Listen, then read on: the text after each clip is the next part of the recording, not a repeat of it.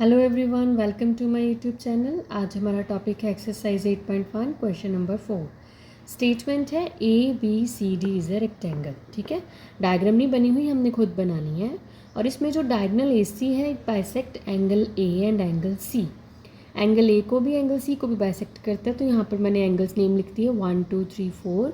It means angle 1 angle 2 के equal है, angle 3 angle 4 के इक्वल है, क्योंकि ये जो डायगोनल है इनको बाइसेक्ट करता है, इसलिए ये इक्वल एंगल्स।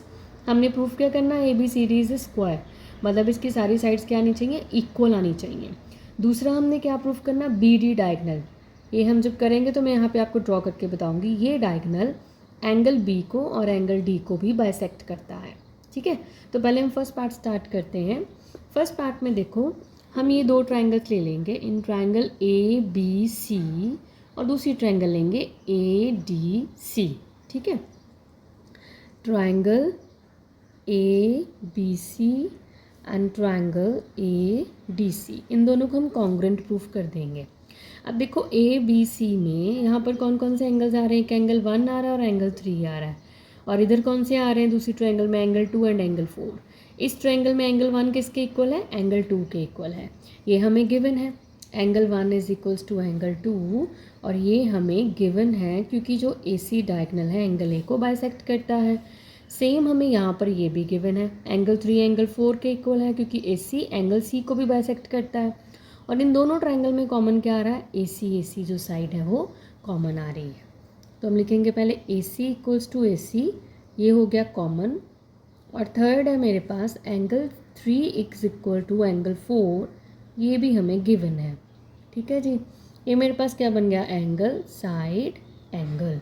तो it means therefore triangle A B C is congruent to triangle A D C by A S ए।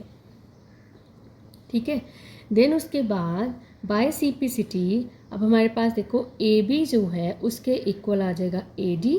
इस ट्रायंगल में ए बी इस ट्रायंगल के ए डी के equal, A B equals to A D and C B equals to C D.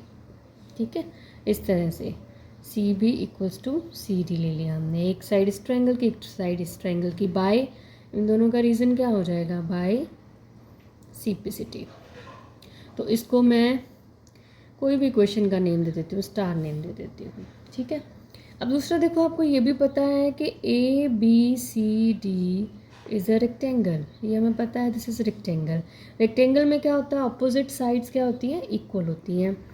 Opposite sides are equal rectangle में, therefore opposite sides क्या बनती है, A B के इक्वल क्या आएगा, सी डी आ जाएगा, बी सी के इक्वल क्या आएगा, ए डी आ जाएगा। Therefore A B equals to C D and B C equals to A D.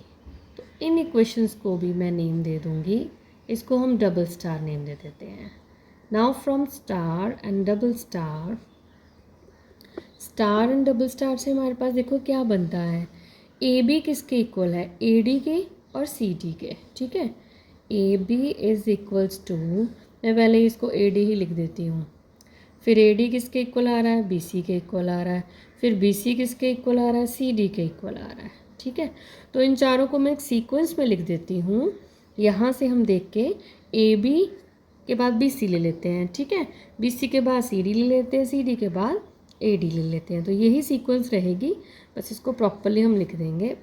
A B equals to B C equals to C D and C D equals to D A. Therefore ये चारों sides equal हो गई, तो it means A B C D is a square. ये मेरे पास proof हो गया। ये फर्स्ट पार्ट हमारा हो गया। अब सेकंड पार्ट के लिए देखो हमने क्या करना है। सेकंड पार्ट में उन्होंने पूछा था कि जो बी डी डायगोनल है वो एंगल बी और एंगल डी को बाइसेक्ट करता है। ये देखो, ये बना डायगोनल हमारे पास। ठीक है, यहाँ पर ये बाइसेक्ट होता है, मतलब ये इक्वल आ रहे हैं, और इधर ये वाले दो एंगल्स इक्वल आ रहे हैं। तो हम इनके नेमिंग यहाँ पे दे देते हैं।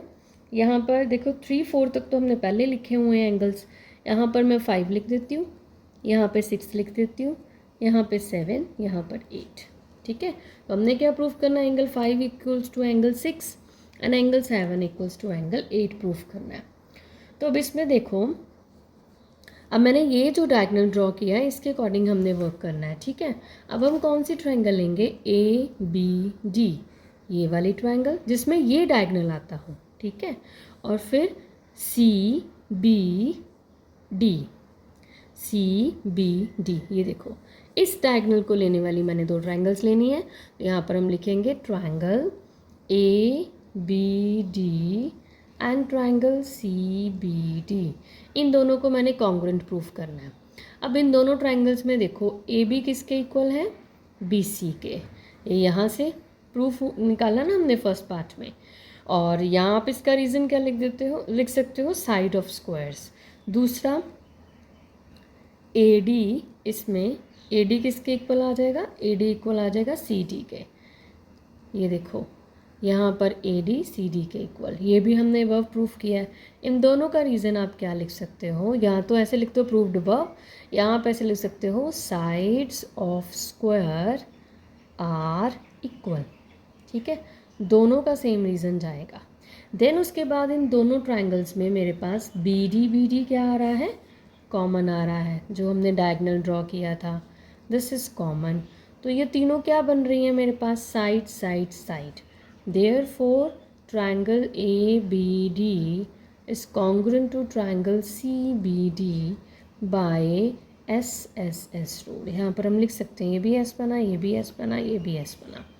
अब अगर ये congruent हो गई तो it means by simplicity angle 5 is equals to angle 6 आ जाएगा and angle 7 is equals to angle 8 बन जाएगा।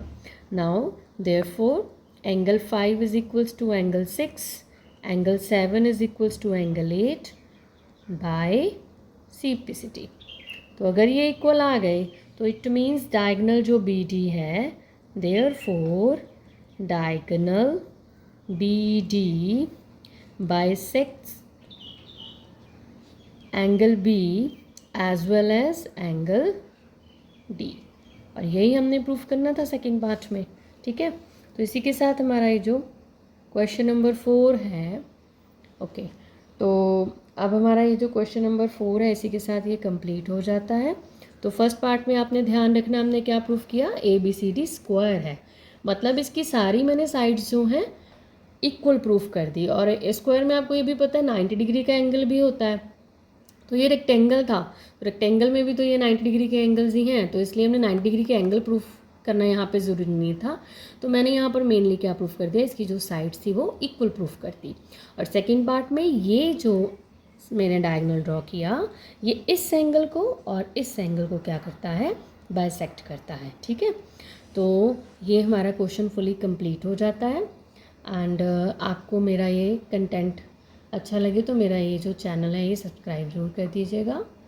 And thank you so much.